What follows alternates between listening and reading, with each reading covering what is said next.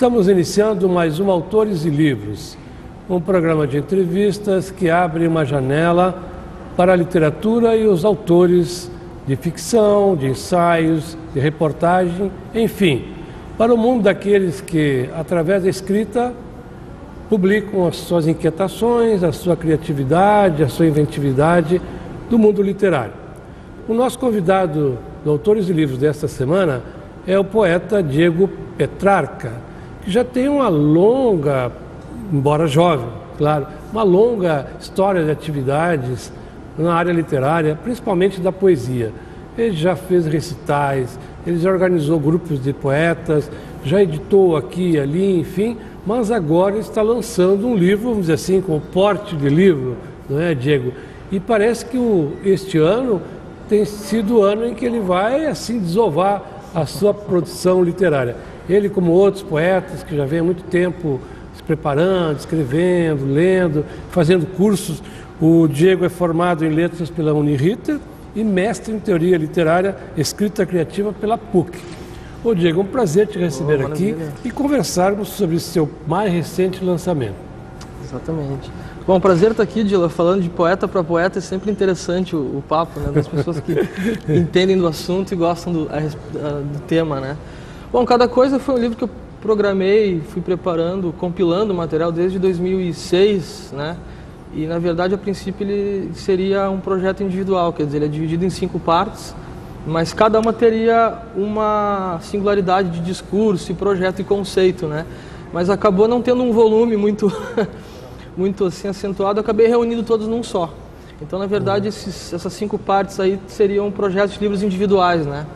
E, então eles estão reunidos aí num só volume chamado Cada Coisa. Fiz lançamento agora dia 8 de agosto, bem interessante, teve umas leituras e tal. E tá aí, é o trabalho mais recente, mas mesmo assim é uma produção de mais tempo, assim, de 6, 7 anos até agora. Tem uma produção recente, tem uma parte que é só poemas de 2012 de 2011 para cá. E tá aí o Cada Coisa, fizemos um lançamento bem bacana. Tinha um pessoal a fim de ler poesia, muito Isso legal. É muito bom, né? Muito legal. Eu gostaria que tu contasse para o nosso telespectador toda essa tua trajetória anterior aí, tu com outro grupo, junto com a Thelma, com o Lorenzo Ribas, enfim. Exatamente. Vocês têm feito uma grande agitação poética por aí. É um grupo que tem mantido viva essa chama poética e gosta de recitar, já fizeram recitais em ruas, em outros locais, enfim, e mantém acesa essa questão da poesia, embora num tempo que se diga que não se lê poesia e que os editores não querem editar poesia. Poesia sempre corre fora do circuito, né? Sempre, mas sabe que isso, ao meu ver, dá uma certa liberdade, né? Porque se ninguém lê poesia, na verdade ninguém lê muito, né? Ninguém lê muito também. Talvez a poesia seja o gênero mais dificultoso para uma leitura onde tem aquela mensagem imediata, que é, digamos assim, a moda da época, de ter a resposta na primeira leitura. A poesia gera reflexões e subverte um pouco o estado comum das coisas, né? E, de certa forma, eu acho que quanto mais, justamente por a poesia ser um gênero pouco lido, a gente tem mais liberdade de fazer o que bem entender, né? A gente corre por fora mesmo, acho que por um lado tem essa vantagem. Mas lembrando, a gente tinha, na verdade, um grupo chamado Teia de Poesia, formado por mim e por Lorenzo. A gente teve a primeira formação, junto com a Eva também, né? E aí a gente acabou ficando eu, Lorenzo e a Thelma, e onde a proposta era justamente tirar o texto da página. A gente fazia leituras, a gente fazia muito sarau, e tinha um espaço na programação da Secretaria Municipal de Cultura entre 2002 e 2003, no Museu Joaquim José Felizardo, no João Alfredo, propondo uma espécie de livro aberto, né? A gente também fez um espetáculo chamado Páginas de Estreia, o Barra 68 na Feira do Livro, algumas atividades assim com leitura, de forma que o livro saísse da página. Quer dizer, se a origem da poesia é oral, vamos fazer a poesia estar na voz mesmo. Então essa era a proposta, a gente reunia grupos imensos, assim. Era muito interessante ter a recepção que o público tinha com a poesia, e também as pessoas se engajavam e se animavam e acabavam lendo coisas. Havia um grupo núcleo, né, que era eu, Lorenzo e a Thelma, mas era aberto também para quem quisesse ler alguma coisa. Então essa prática com a oralidade do discurso foi muito interessante até para pensar o texto impresso na página. Né? Exatamente. Esse contato direto de ler o poema junto com as pessoas e perceber a sua reverberação, o seu acontecimento junto às pessoas. Exatamente. É muito importante para o poeta. Não que ele vá tornar o seu texto somente oralizável, vamos dizer assim, mas também que tenha, me parece, uma comunicação com o público, para que ele não seja algo unicamente lá do umbigo do autor. Exatamente. Assim, né? Aí era isso interessante. vocês percebem nessas leituras. Justamente. A proposta era essa, assim, a gente fazer a poesia ganhar pela oralidade, recuperando seu conceito mais primário. Sim, assim. que é justamente esse. E a Thelma tinha um trabalho como atriz e como performer também muito bom, o Lorenzo também, com aquela voz, eu da minha forma de conduzir. Então, a gente ficou um ano com a programação com o Sarau no Joaquim Felizardo, depois fazendo apresentações esparsas em bares, em lugares, em escolas e tal, algumas apresentações na feira e tal, então foi muito interessante. O grupo não se mantém mais, mas essa história que ficou mesmo aí na cidade, achei legal a gente ter esse registro aí. Era chamado Teia de Poesia, então isso entre 2002 e 2004 a gente agitou por aí. Botou muita gente, caiu na teia. Exatamente. É interessante essa tua experiência que está relatando para nós, Diego, que a gente também, nós já estamos aqui mais um pouquinho. Em outros tempos, nós também organizamos um grupo chamado, que organizamos em Mãos, um livro em Mãos, que era uma cooperativa de escritores, e nós, na ideia, na época, quando colocamos o título em Mãos, era justamente tirar o livro da estante. Exatamente. Para tirar a poesia da estante. Certo. Para você tirar a poesia da página. Exatamente. E interessante que esse movimento de décadas para cá, enfim, tem sido percebido pelos poetas, que tem que aproximar a poesia mais das pessoas.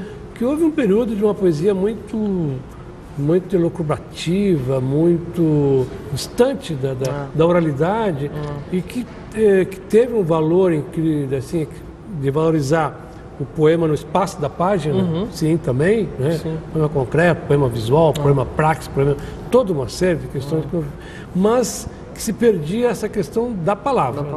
Da palavra dita, da poesia dita, que é a origem da poesia. Sim, o verbo mesmo por si só, né? Por si só. Há quem diga que a poesia talvez esteja mais próximo da arte plástica do que provavelmente da literatura, né? Porque ela tem esse trabalho material com a linguagem, a ponto de ser até às vezes não verbal, como tu mesmo falou, né? A poesia visual evoluiu bastante.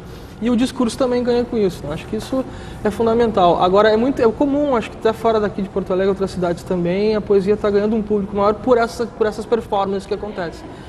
É bem isso, de aproximar pela palavra dita viva na hora. Acho que isso também é uma forma de gerar leitor de poesia, né? Agora, esse leitor, vamos dizer assim, que a audição dos saraus, dos recitais, é uma forma de leitura, naturalmente. Certo. Mas tem muito mais leitor auditivo, vamos dizer assim, do que o leitor que vai ao livro do poeta, que é o livro de poesia. Que vai até a livraria. Vai até a livraria, pedir, eu quero um livro de poesia. E me parece que isso acontece. Sim. E às vezes as pessoas, na verdade, procuram mais os autores já canonizados de poesia. Sim. E não saem daquele circuito, não vê necessariamente a nova geração, as novas produções de poesia. Porque, por incrível que pareça, você começou falando que a poesia realmente é um gênero pouco lido, mas nunca a gente viu tantas pessoas escreverem poesia, ou mesmo literatura, conto e romance também, mas há um bom número de escritores que já estão indo direto para a poesia. Então, pelo menos não tem leitor, mas tem muito escritor de poesia. Né? Então, enquanto gênero, acho que ele ainda está vivo, mas a questão da leitura é uma outra questão mais complexa que não... É porque exige um leitor diferenciado também. Eu acho que exige sim, um leitor diferente, não é, vamos dizer assim, é um leitor que já tem que ter uma certa capacidade. Disposição também. E não é que seja uma coisa que exija um leitor elitista, enfim, não é nesse sentido. Mas que chama uma leitura mais cuidadosa, para ler as metáforas, ler assim, a visão de mundo do poeta, enfim. É necessário um esforço a mais do que a simples leitura física, né? E aí nós estamos vivendo uma época, e essa é a dificuldade da poesia, em que os enunciados da publicidade são diretos, embora eles, como eles chamam, eles chupem da poesia, mas são enunciados diretos para vender uma linguagem funcional, argumentativa, enfim. E trabalham com a síntese, né? Com um enxugamento total. Né? Eu tenho a impressão que talvez essa dificuldade da leitura é um pouco também uma forma, de repente, as escolas trabalharem a poesia como algo, às vezes, não tão prazeroso, mas... Sim, então, acho que é uma coisa que não vem de agora, mas eu não acho que isso seja um empecilho para a poesia. Não. Acho que, pelo contrário, quanto mais for uma linguagem despojada e afiada com o tempo, mais ela vai comunicar, independente do gênero, né? Mas que há uma certa solenidade com a poesia, algo mais, né? Também, aí talvez isso não aproxime tanto o leitor comum. Né? Até mesmo alguns poetas reivindicam para cima a condição de profetas. Isso. Né? Tem que estar mais mesmo no altar. Exatamente. Realmente, né? Um outro aspecto contemporâneo, Diego, tu convive mais com essa turma toda aí, é que mesmo aqueles autores de blogs poéticos, eles querem ter o livro. Exatamente. E o próprio público leitor do blog, de poesia, ele reconhece o autor como um poeta quando ele vê o livro dele. Exatamente. E uma mágica, isso, o que ainda é um fetiche. Parece que legitima o escritor quando o livro sai, né? E o livro tem essa questão prática também, de a gente segurar o prazer táctil também. A internet é boa porque é uma maneira de testar muito a produção, né? Tu vê o público que vai ler, o pessoal, a temática que vai interessar. Como a internet aceita tudo, né? Então eu acho que é um veículo interessante, mas talvez não como um fim, mas como um processo. Eu acho que a internet é bom. Claro, muita gente já vê, as próprias editoras já buscam autores direto pelos seus blogs e tal, mas eu acho que ainda tem essa necessidade do livro como para efetivar a obra acabada, aquela peça, entra a capa, entra o conceito, é aquilo que acaba em si mesmo. Eu acho que o livro ainda é uma ambição comum. Acho que é todo escritor mesmo. Todo escritor, né? Mas a vantagem da poesia é que ela não tem só o livro como suporte. Se a gente pensar, por exemplo, o romance, o conto, né, a própria crônica. A crônica ainda tem um jornal, né? Mas a poesia talvez não necessite tanto do livro enquanto veículo. Tem a canção, tem a exposição, tem a própria a leitura. Tem cartazes. Tem cartazes, tem o suporte exatamente, tem o suporte da poesia também é bem variado, né? E a internet é mais um deles também. Então, talvez essa seja mais uma vantagem, já que tem tanta desvantagem, é mais uma vantagem que a poesia teria. Né? Vamos mostrar agora a capa do livro, Cada Coisa, que é o teu recente lançamento. Exatamente. Cada Coisa. Isso. É da Multifoco, editora do Rio de Janeiro. Exatamente. Ou seja, um poeta de Porto Alegre encontrou uma editora no Rio de Janeiro para publicar seu livro. Exatamente. Tu podia contar para nós como é que essa editora Multifoco se relaciona com os autores e como é que chegou o teu livro lá para ser editado? A Multifoco é uma editora que trabalha em parceria com o autor, né? Eles divulgam, como no Rio tem uma cena muito forte artística, né? Tanto musical quanto poética e literária, é um nicho de mercados que eles acharam para, de certa forma, abarcar essa produção que corre um pouco por fora. Então, é uma parceria que o autor faz, a gente manda o livro, há uma avaliação, né? Com certo rigor, e eles depois apostam na publicação. Mas aí a contrapartida é que o autor se engaje tanto na obra quanto a editora deveria fazer. Né? Até por o fato de eu ter lançado aqui em Porto Alegre, eles não têm como acompanhar muito a circulação do livro aqui, então eu me engajei em fazer isso. No Rio eles fazem lançamento na Livraria Travessa, né? Tem toda uma estrutura já. Tem uma estrutura boa de lançamento, a Travessa de Ipanema, que é uma livraria. Exatamente, uma editora, né, lá no Rio, tem toda uma... É uma maneira que a editora pensou em tentar ver essa produção que corre por fora e que justamente mostra o seu trabalho em fanzines, em blogs e tal. Aí eu me enviei o livro, eles avaliaram, gostaram muito e aí publicaram, né? E o bom também é que ele trabalha com uma tiragem pequena, né? Isso é importante. Isso é um aspecto muito importante. Porque não é um livro que todo bancado pela editora, mas a contrapartida é que o autor justamente se engaje na obra, né? A gente faz lá um contrato e tal. Então é uma grande parceria, assim, onde o autor também mostra a cara para o livro, né? Não fica só... Ele tem a gente faz um lançamento, eles sugerem que a gente faça um lançamento mesmo, para o livro acontecer de alguma forma. Então, é bem uma editora que trabalha com o autor junto, assim, presente, né? E é bem boa a relação, assim. Eu tenho a impressão que eles concentram mais no Rio de Janeiro, mas eu acho que tem vários autores de todos os estados que já estão lá. Porque, pelo que a pesquisa que eu fiz, eles são uma espécie de... Nessa iniciativa, assim, de trabalhar em parceria com o autor, eles são meio pioneiros, assim, né? Então... E aí, essa foi a forma. Esse contato foi eu que fiz, né, também. E bem interessante a proposta deles, né, enquanto... Pois é. Vou ficando à vontade, daqui a pouco eu me deito aqui. Ele vai se deitando na cadeira. O Pedro Simão, quando ia filmar, ele conseguia sair do quadro, assim, ele ia para cá, ele vinha para cá. Não, tranquilo. Tá legal. Eu vou começar então, eu vou para aquela ali, né? Eu achei que ele estava saindo fora, mas eu não conseguia falar aqui, né? Ele veio começar na pergunta, tá? Tá bem, então vamos começar na pergunta. É teu. Neste livro, Cada Coisa, Diego, tu está muito bem acompanhado nomes de escritores, poetas nossos que estão aqui dando seu depoimento sobre a tua obra. Na orelha aqui da capa nós temos um trecho do prefácio, enfim, é do Fabrício Carpinejar, reconhecidamente um senhor poeta. Sim. E também temos ali depois na contracapa o recado do Paulo Scott, que é um gaúcho que está agora radicado no Rio de Janeiro. Exatamente, está morando lá. Isso mostra também a tua interligação com essa geração de novos autores, seja o Scott, que é no conto, no romance, também na poesia, tem, enfim, né?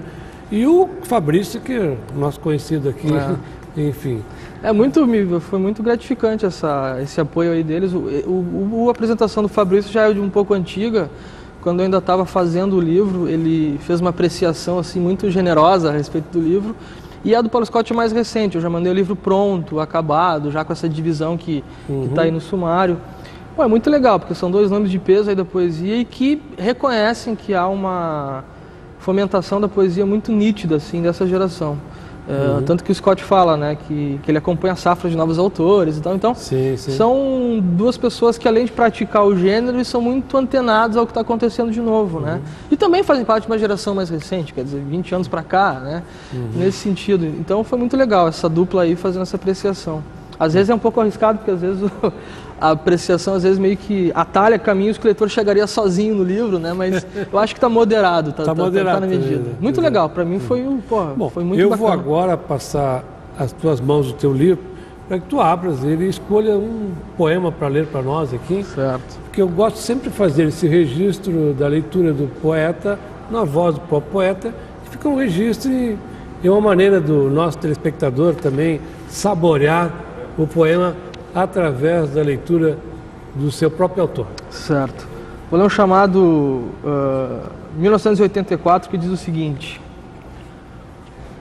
como se o pano de fundo fosse tecido com plástico, a maquiagem punk das boutiques combina jeans e all-star, o Brasil ensaiando um rock recém-saído da garagem que só reverbera uns anos depois. A liberdade de expressão esboça uma democracia repetida como direta já na ponta das línguas. O discurso é engajado, mas a prática é conservadora. Eu te amo é um clichê sem amor grafitado nos muros. A frase escrita nas bandeiras virou slogan para vestir as camisetas. Então, interessante isso aí, uma leitura. Esse é o tipo de leitura que vocês fazem também nos encontros, é muito interessante o nosso. Se quiserem ler outro aqui, não fica à vontade. Certo. Fica à vontade, quer dizer, não tem problema nenhum para nós, pelo contrário, nós ficamos bem. Tem um chamado comportamento, que também é... na verdade, como os poemas são de 2005 para cá, eles estão bem espalhados, né? A montagem do livro também está bem... Tu fizeste eles separados em blocos, assim, Isso, né? Exatamente. Pela época da publicação, por alguns assuntos. Exatamente. E até cada parte tem um subtítulo, vamos dizer assim, e tal. E no final do subtítulo até o Diego mesmo. Tal, isso, né? tem o Diego, brincadeira com o nome, né? Brincadeira com o nome, que é interessante fazer. Diz o seguinte: lição do dia. Na palma da mão, não as linhas previstas do destino, mas uma frase datilografada. Me disse que prefere enxergar a vida pelo limite de um tris. Sua arte é mais plástica, seu jeito de mulher é mais tímida que devassa. Beleza difícil de reconhecer. Vantagem do nariz sobre o resto do rosto. Naquele dia me falou: o contorno das coisas é sempre impresso em papel fotográfico e as aparências não tropeçam nos enganos. Eu não disse palavra. Nos despedimos com a sensação de que tudo seria para sempre óbvio demais. Esse é o mais recente, é uma lição do dia. Conta para nós um pouco, por favor, Diego, como é que tu percebes assim essa trajetória de formação do poeta? Como é que ela inicia? É claro que tu já orientaste a tua formação universitária para o curso de letras, enfim, que isso já é mas certamente esse acontecimento poético já vem de mais tempo dentro de ti, assim, lá na juventude, enfim. Tu consegues situar, identificar o momento em que isso acontece na tua subjetividade, assim, eu sou um poeta, quero ser um poeta. Sim. Tu sabe, quando eu comecei a interessar por escrita e leitura, veio muito através da música, assim. Eu sempre fui um leitor muito atento da letra da música, né? Quer dizer, um leitor de letra, né, digamos assim. E isso veio, mas não tive uma determinação organizada, serei poeta, vou ser. Eu queria escrever, né? A tendência à poesia acho que veio natural, mas Tem livro de crônicas também? Tem livro de crônicas, é o primeiro livro que eu lancei com 18 anos, uma edição assim que não existe mais, aquelas que talvez a gente renegue no futuro. No futuro não quer saber dela. Mas eu gosto muito, ali de certa forma está a base do que veio depois, chama-se Nova Música Nossa, foi saído em 98, são mais prosas poéticas do que necessariamente o poema, né? Eu, no meu ponto de vista assim, até teórico, eu faço uma aproximação muito grande entre a poesia e a crônica, o discurso livre, o texto criativo, né? Eu não diferencio muito, por exemplo, uma prosa poética, eu considero uma prosa poética ou então um poema escrito em prosa tão poema quanto um poema em verso. Acho que essa distinção, eu penso muito assim que existe muita poesia fora do poema, né?